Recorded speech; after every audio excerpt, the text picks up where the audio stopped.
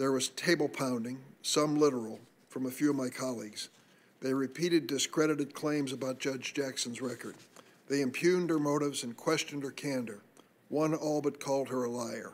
They even suggested that Judge Jackson, a mother to two wonderful daughters, quote, endangers children. I've had calls to my office complaining about Senator Durbin saying good things about me. And they argue that I didn't say enough about Democrats' treatment of Kavanaugh and Barrett.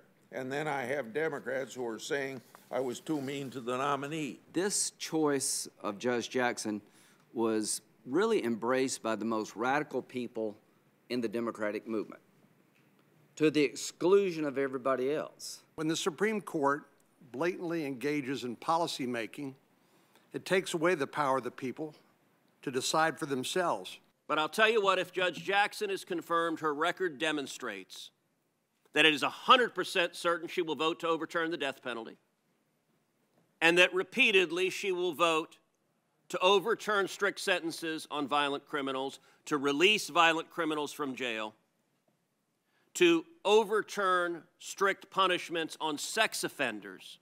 She is not a radical, liberal, activist judge, and I don't think any of us should be making proclamations about what we are certain she would do to the trajectory of American law.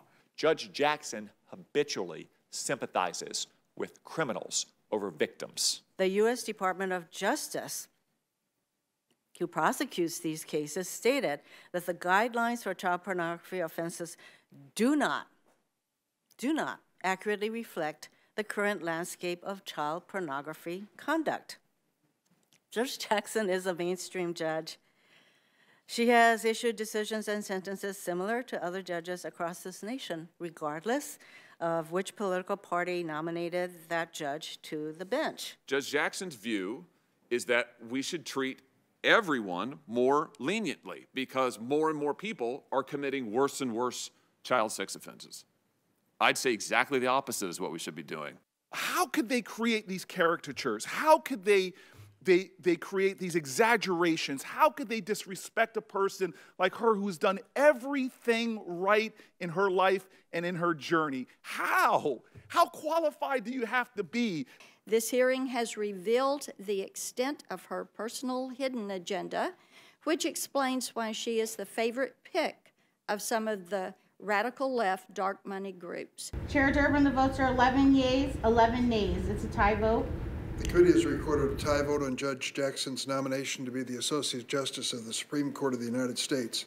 Pursuant to Section 3, subsection 1A of Senate Resolution 27 of the 117th Congress, I'll transmit to the Secretary of the Senate a notice of this tie vote.